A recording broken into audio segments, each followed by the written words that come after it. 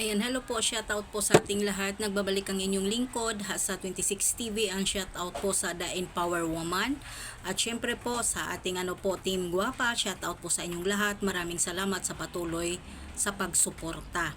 At shoutout din po sa Pamilya Batalero, shoutout kay Biancy, shoutout po sa Team Kalingap, at shoutout din po sa dito sa mga VIP sponsor po ni Dalaga, at siyempre po shoutout sa Jumcar. Maraming salamat po sa pag-support. Kung ayaw po ninyo sa akin, okay lang po. Pero yung patuloy nagsuporta po sa akin, thank you so much po. Ayan, patuloy ko pong i-depend si Biancy at si Carla Bells at ang Pamilya Batalero. Okay. Ang ating topic for today ay dito po, no? Ayan, kay Papa Cider. Ayan. Po dito sa kanya pong thumbnail. Ayan, nadumaan po sa wall ko kanina. Ayan, pinakinggan ko po saglit. Ay, pinagbibintangan nga po talaga si Biancy na ini-strike daw po ni Biancy si Cider. Okay.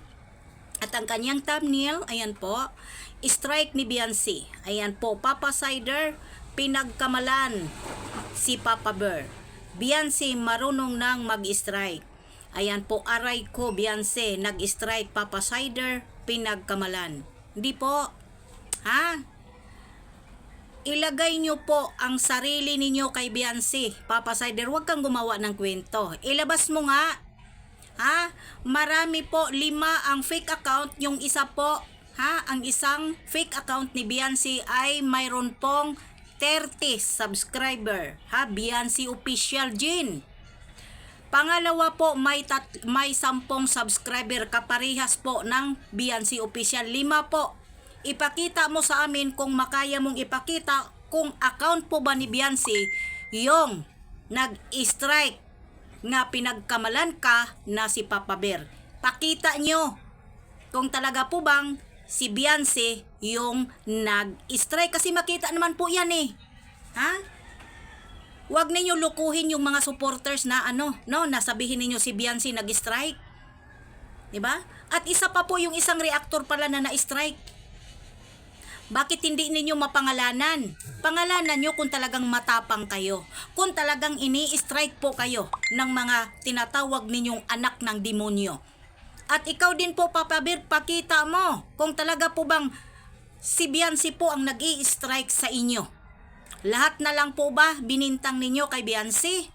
Lahat na lang po ba kung magkaroon kayo ng problema, ini si Biancy ang pinagbibintangan ninyo? Ha?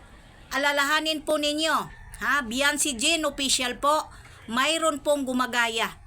Ha? Dahil sa totoo lang, sa amin po dito sa The Empower Woman, pwede kaming makapagtanong dahil never po niyang ginawa 'yun. Promise me, mamatay daw siya. Ha? Kaya ayusin ninyo po at huwag kayong magbintang. Ha? Kung kapareha po, alamin ninyo kung ilan ang subscribers po sa channel ni Biancy kung talagang legal na si Biancy ang nag-strike sa inyo. Huwag kayo gumawa ng kwento na lahat na lang po ibibintang ninyo lahat kay Biancy na na-strike kayo, nagkamalan kayo, si Papa Bear ini-strike ni Biancy. Make sure, legend, ang sinasabi ninyo na si Biancy po ba ang nag-strike sa inyo. Kasi lahat na lang wala na kayong nakikita na magandang content para kay Biancy. Lahat binintang ninyo, pero alalahanin ninyo po, paldo kayo kapag kinukontent ninyo si Biancy. Hindi ba? Nakakasuka ka, nakakasura ka. Ha? Kung na-demonetize ka man or na-strike ka man, mas maganda para mawala na yung channel mo.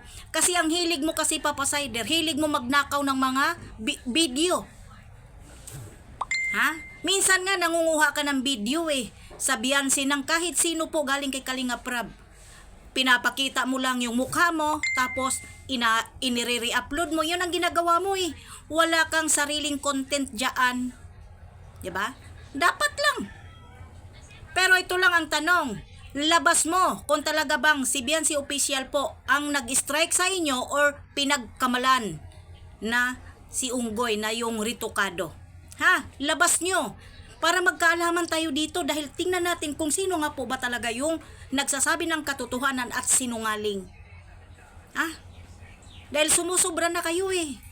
Sumusubra na kayo sa panggagamit, samantala po, kayo naman po yung kumikita kay Beyonce na puro na lang kayo bintang. Ngayon naman po, content mo si Beyonce, pinagkamalaan. Ini-strike. Ha? Dahil never pong ginawa ni Beyonce yan, kahit ano pa pong ano namin, never niyang gagawin yan. Kung yan lang naman po, dahil alam din niya po, mahirap gumawa ng content. Bakit niya gagawin yon?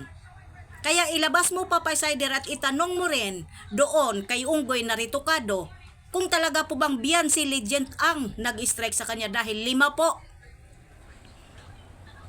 Ginagaya po ang channel ni Beyonce. Lahat. Ha? Dahil isa lang naman po ang legend na YouTube channel ni Beyonce, yung mayroon po siyang upload na kay Ma'am Jessica Suhong na umabot na po sa 5,000 yata o malapit na mag-million views diyan sa kanyang account. Wala yun sa iba. Yan po ang tandaan mo, Papa Sider. Pakita mo sa amin kung legend ba na si Beyonce nga po ba ang nag-strike diyan sa pinagkamalan ka na sinasabi mo. Labas mo. Hindi kay lahat na lang na mayroon pong mga problema sa inyo diyan. Kay Beyonce ninyo ibintang or dito sa mga reactor na nagkumampi kay Beyonce. Puro kayo strike, puro kayo strike. Bakit? Bakit natin i-strike natin? Labanan po tayo dito, lumaban tayo ng patas, huwag tayo mang-strike ng channel. Ha? Hindi katulad sa inyo, nang-i-strike kayo ng channel. Nag-demonetize kayo ng channel kasi mga talunan. Yan lang. Hindi ba ini-strike ninyo ay, di ba, demonetize po ninyo ang channel ni Dr. Love? Oh, di ba? Marumi kayo maglaro dyan sa loob.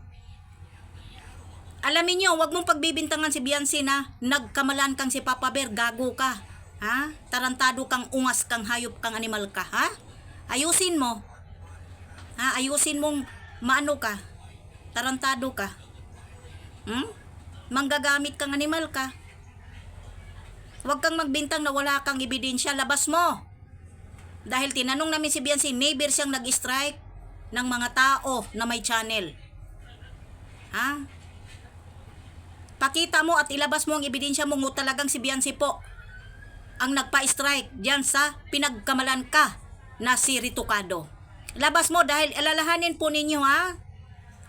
Marami ang fake account na ginaya si Beyonce. Yan lang po ang masasabi ko. Basta ang legend po ay mayroon po siyang upload na si Ma'am Jessica Suhong na umaabot na po doon ng ilang libo views.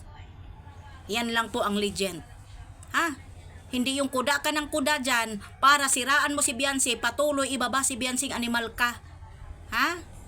Na wala ka namang ebidensya, na puro ka lang naman kuda, na ini-strike ka. Ni ganito, plastic, pangit ang ugali, kung ano-ano ang sinasabi mo. Bakit? Maganda ba ugali mo? Lahat man tayo dito, hindi hindi naman tayo maayos talaga mga ugali natin eh. Depende po sa taong kaharap. Real talk. Ha? Lahat naman tayo. Ay yung pinapakita mo, Beyonce official. Ayusin mo. Yung mga yan ang sinasabi mo. Ha?